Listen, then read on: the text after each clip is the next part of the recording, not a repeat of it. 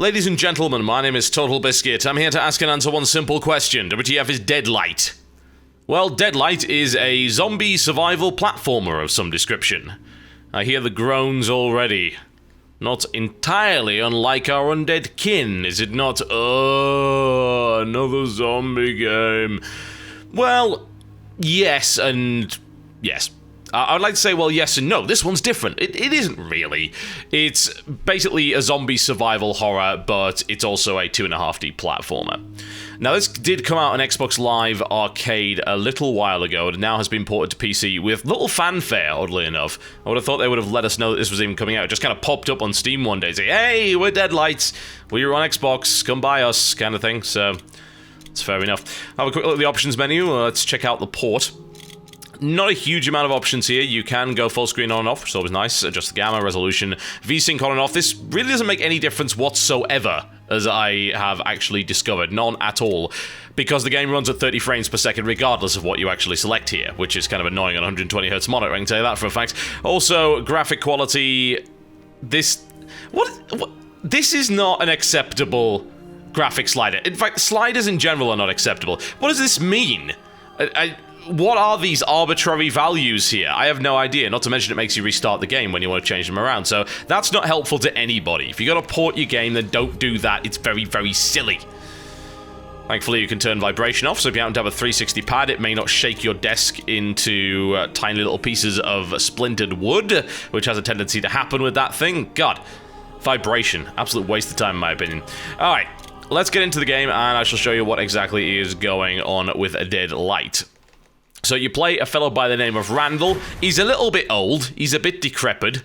He's past his best, one might say. And he is always permanently in shadow. Who knows? I don't know. I guess that's the point of calling it Deadlight. Whatever the case. Now, occasionally you will find items around the world. And, of course, him not being particularly sensible, he's not going to pick up any of them. It's like, oh, first aid kit. You know what? That might be really useful later. No, I feel fine right now. Ergo, I'm just going to leave it. This is only the second first aid kit I've found in this game. Probably about 40, 50 minutes in. And that's about how long it took me to get past most of the tutorial stuff and actually get a weapon. Now, it is a zombie survival game. So, eventually, you do end up getting a gun. And the gun works fairly well. But the question is, can you actually find enough ammo for it? So far, yes. I haven't had too much of a problem with that, but I believe that they will probably limit things just a little bit later on. In fact, the first 45 minutes of the game were actually surprisingly enjoyable, and the reason I liked it had got to be something to do with the fact that I was trying to get away from the zombies, not fight them. Getting this gun, actually, has made things a little bit easier and a little bit less tense, although I feel that perhaps later on in the game that's not going to really be the case, and hordes of zombies are not wise to engage. In the first 20 minutes of the game, you have no weapon at all. You have to use environmental stuff to kill zombies or just bypass them entirely. Bypassing them entirely is the best idea. Killing zombies actually gives you no benefit of any sort. None. You know, you don't gain experience, you don't gain stats or anything like that, and zombies never seem to have anything on their person at all. So there is little point in killing them unless you absolutely cannot avoid it. So those first 20 minutes were cool. They actually gave a great deal of tension. And one of the reasons why it generated a lot of tension was this, the stamina system. Note in the corner there, which has just inconveniently disappeared. So if I run in this direction, you'll notice the blue bar actually starts to go down. Now, what's going to end up happening there is if he gets to a really low amount of stamina, his animations change, he runs slower, he swings in a very tired fashion, and he will be unable to hang on to certain objects. You can hang on to a ladder, no problem at all, but you can end up slipping and falling from something that you're otherwise hanging on to. This is very much a mechanic that you probably saw in the Ubisoft game by the name of I Am Alive. That did that. In fact, that was pretty much all that game involved, and that was one of its weak points. There's a bunch of zombies coming in this direction, or shadows as the game calls them. I'm thinking, well, is there anything I really want to do with them? Not really. I mean, there's like 5 or 6 zombies, so I'm just going to wait for them to all bunch up here. I very much doubt they'll be able to make their way over there, and then I'm probably just going to make a running jump over there and then right onto the telephone pole over the side of it. Because why bother wasting the ammunition? This is, after all, a survival horror game, and it does so by mixing combat with a kind of fight or flight instinct, as well as, of course, the idea of platforming, which is required in a post-apocalyptic environment because everything's a mess. And it really, really is indeed. That's one of the things that I really like about the game, the way that it looks. I don't really know why they made the aesthetic choice to keep the main character in permanent shadow. I don't really think that adds anything in particular to the game. Uh-oh, hello. It's just one of them. I can kill him with a fire axe. Although he's actually got behind the terrain, so I can't execute him. You can attack zombies, and once they go down, you can hold down the button to execute them. But in this case, he was actually hidden behind the terrain. There we go, there's the execution done. But yeah, the aesthetic choice is really nice. The city looks amazing. There's a huge amount of detail that's been put into it. The outdoor environments are clearly more impressive than the indoor, as you can see. There's an awful lot of detail in both the foreground and the background. Although, unfortunately, the game does suffer from something that many 2.5D games seem to have issues with, which is the idea that you can get confused as to what's actually in the background, what's in the foreground, and in this case, what's actually in front of you that you still can't access. So there's both background and foreground elements that are not part of the actual game world. They're just there to look pretty, and that can get confusing. There were a couple of instances where I jumped onto something that I didn't even know was actually there. I thought it was a background element, but it ended up being in the foreground. And I have to wonder if games like this are actually going to start to embrace 3D more as a way of deliberately distinguishing between those things. Actually make it up there. I can't even see what that is. It's so freaking dark. Oh. Don't think there's anything all that useful through here either. There's also a couple of other issues with the fact that it is 2.5D. A lot of these zombies come out of the background, and it's very difficult to determine when you can actually attack them and when you can't, especially with the fire axe, the melee weapon, which you should definitely be using because it conserves a great deal of ammunition, needless to say. See if we can actually chop our way through there. Annoyingly enough, there are these wooden boards that you can break with the fire axe, and then there are some that you can't, and in that case, you know, you can't break that at all. And I'm trying to even work out what that is. I might actually have to turn up the gamma, because this game is just so crazy dark. Let's... There we go. That should sort that problem out, and then I can actually see what that's all about.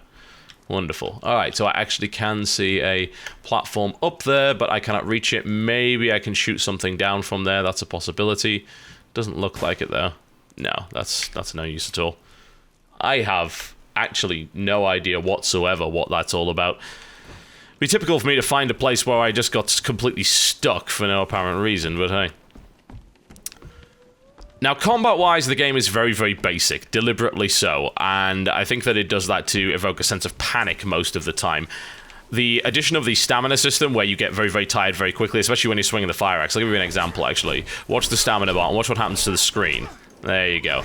And then you get really, really tired, and your attacks get slower and more desperate, and you can't really do an awful lot. So you have to very carefully manage your stamina. It burns down very quickly when you sprint, which is always a rather cool thing to have happen, especially when you're trying to get away from zombies pretty much all the time. So there is most assuredly an advantage to doing that.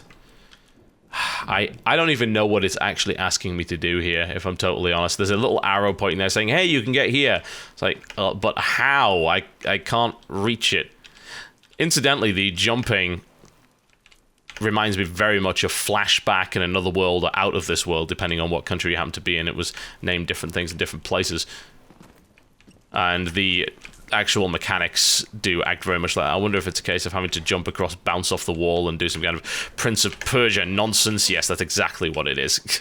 You know, he's an old guy, but my god, can he do some athletic things when he feels like he needs to. The world is really atmospheric, very much so, and I do like the fact that this... Interesting. Alright. Alright, we shall see. Now, you can taunt. I've forgotten what the actual button is for that. There we go, it's F, I think. So you can attract the attention of the zombies, and they may be kind of useful. If I can get all of them on the planks, perhaps that's going to break that, and that's a good way to deal with it. But yeah, it's atmospheric, and it's a genuine survival horror game, because that's what it really is. It isn't really survival action. You don't actually kill an awful lot of zombies in this game. At least you shouldn't, anyway, because if you do, then you're wasting a lot of time, and of course you're using a lot of ammunition, which is not necessarily ideal. The game does have some backtracking, although not a huge amount. It's only generally through a couple of rooms here and there, at least from what I've experienced thus far in my first impressions about the first hour of the game. Now, there is a fairly big concern that has to be addressed, unfortunately. Somebody had a hard time with the end of the world. There we go. Everybody reacts to fear differently. The problem with it is that it's not very long. Now, this game has been out on Xbox Live for a little while now, so people know exactly how long the game is. And there are people reporting that they finished it in 3 hours or less. And a lot of that was taken in restarts, because later on in the game, a lot of the platforming sections get pretty ridiculous, and some of the puzzles are quite obtuse, so it took quite a while. There are those claiming they can speedrun the game in under 2 hours once they know what to do, which that's something of a concern. Now, as someone who gets most of his games for free, I always find it very hard to judge value. But what I can do is, when I have the evidence and when I have the facts at my disposal, I can just tell you about them. So you're looking at around $15 or your regional equivalent for a game that can be beaten in about 3 hours. Now, that's not necessarily a bad thing. I mean, I've said before that I really want shorter games every now and again, because I'm actually able to finish them, and it's a nice little experience for someone that doesn't really have an awful lot of time on their hands. But for other people, this might be a pretty big deal, and they will absolutely despise the fact that the game is only about 3 hours long. The PC version does have an additional difficulty setting, as well as a few collectibles. Oh, Christ, that was electrocuted, wasn't it? Damn it. But the collectibles don't really seem to serve any purpose. I find pieces of his diary every now and again, like, well, why is his diary scattered throughout the city? I mean, this is something I definitely don't get. Some collectibles are very, very gamey, and this is definitely an example of that. And the other collectibles don't actually seem to offer any kind of benefit, so I have no reason to do that. More often than not, you actually have to take a risk to get a collectible that doesn't actually do anything. It's like, well, I will take a risk for a practical reason, if there's some extra ammo there, or there's a med kit or a useful item, but I'm not going to take a risk for some stupid-ass collectible that serves no practical purpose. Maybe there are just some gamers that really enjoy that stuff. I'm definitely not one of those people. Controls-wise, it's pretty good with the keyboard and mouse. I've noticed a couple of clunky spots where the animations haven't quite matched up to what I expected, and the timing has been a little bit off, and I imagine that could be a real pain in the ass later on in the game. But for the most part, I haven't really been suffering too many problems with the controls. Again, it reminds me very much of Flashback, which is definitely a very good comparison, and those of you who are familiar with the older Prince of Persia games are probably going to get a bit of a vibe from that as well, although it's by no means as complex. One of the problems that the platformer, of course, has, and there's a bit of clipping through the wall there, which is a bit nasty, is the fact that the way that the game is presented, it being kind of a very dark 2.5D presentation, does tend to get in the way of the actual platforming. You don't know whether or not you're jumping to something which is a solid surface, or you're going to end up in a spot which is going to make you fall to your death. The game does, if assuming you actually enable it, and I would highly recommend that you do, provide arrows which indicate that it is a solid surface that you can jump onto. So it's obvious that the devs did understand the problem there, and they did take some steps towards addressing it. So I would not recommend turning that off. Oh, I'm going to fall onto the whatever the hell that is, aren't I? All right, let's drop down here. Let's turn the generator off. Oh, this is not going to go well, is it? Now, if you end up in combat with... Oh, really? Wow. Never mind. If you end up in combat with more than one zombie, things do tend to get very, very hectic very quickly. So it is true survival horror as opposed to survival action where you are a gun-toting superhero. You clearly are not in this case. Ammunition conservation is very important, but I like that. I very much appreciate it when games actually make an effort to create a true survival experience, which is, you know, what this game basically is. Alright, I may be able to just... Yeah, I think I can actually make my way over here without too much of a problem, although my stamina is a little bit low. You see, there's an example. There's a perfect example of what I was talking about. It looked like I should have been able to just grab onto the next railing, but I jumped off there and was instantly killed by the electrocution. I assumed that that railing was actually part of the foreground or background, not actually a solid surface. It's a little bit annoying. Aside from that, the game's pretty good. I like the main character. He's suitably grumpy, and he's very much an everyman. And I also like the fact that they reflect God damn it. They reflect the fact that he's an everyman in the game mechanics themselves. It's not just saying, hey, this guy's an everyman, and then he kills 500 zombies with absolutely perfect sharpshooter accuracy. No, he's an everyman because he gets tired very, very easily, and a lot of these athletic feats take a great degree out of him. I guess the approach here is just to get rid of the zombies, turn off that, and then everything will be wonderful, right? One in the face, two in the face. I should solve this problem. Again, it's kind of deceptive, and this is something that I've come on! Really? This is something that I've experienced throughout the game, is that there are elements of the game designed to make you think, oh, well, this is the way to solve the platforming puzzle element, and yet it actually ends up being something not so obvious at all, and you end up just having to do the same section again because the game decided to be a colossal dick to you for whatever reason. There we go. So I'm just going to have to turn this off and then make a run for it by the looks of it. That's how the way slid back in there. As I say, the animations are mostly good, but have a tendency of decoupling every now and again, or just looking a little bit clunkier than they should. This is actually... No, can we push it over there? Maybe. Let's give it a shot. Well, oh, damn it. Didn't think that one through, did I? No, absolutely not. It really is like another world, isn't it? Because that game was all about killing you horribly. That game was a colossal dick. And this game does remind me quite a lot of that. Hell, even the length's quite similar. You could beat that game pretty quickly. No. Oh, yeah, bollocks. So, it's pretty solid. I think it does what it sets out to do quite well. The PC port is not exactly great, and the graphics options are weak, to say the least. The fact that it runs at 30 FPS it's upsetting, really. I hate it when games run at 30 frames per second. It just doesn't do the game justice, and in a 2D game like this, I don't see why you'd even require that. But one way or the other, the survival horror aspects of the game are pretty good.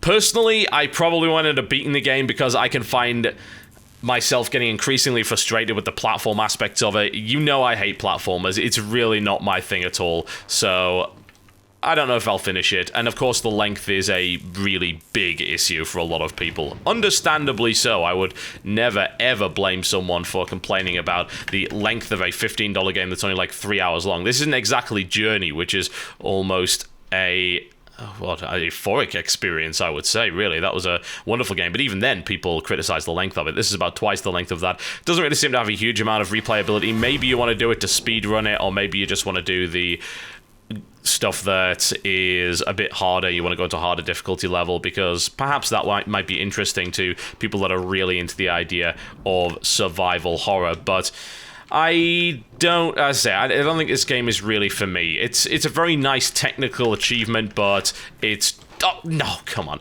It's not really my style of game. There's a reason why I don't like the Prince of Persia games. And this game is more about sort of platforming and survival than it is about actual combat. So it's not the game's fault. It's my fault that I just don't happen to like stuff like that. And as I said, it is kind of unfortunate. But there you go, folks. Deadlight, currently available on Steam right now. The prices are on the screen. My name has been TotalBiscuit. Thank you very much for watching, and I will see you next time.